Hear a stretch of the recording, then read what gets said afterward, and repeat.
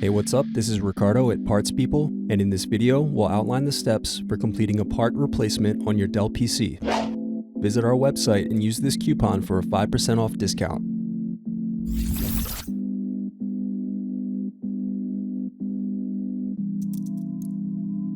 Slide open locking mechanism and remove battery cover. Slide open locking mechanism and remove battery.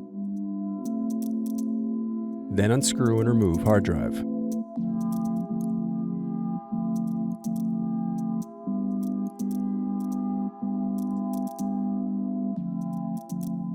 Now unscrew and remove Caddy.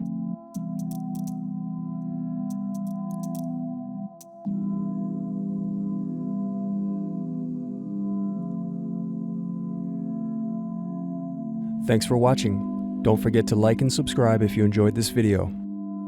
And if you need more, check out this playlist to watch other tutorials for your laptop. You can also click here to find parts for your laptop at partspeople.com.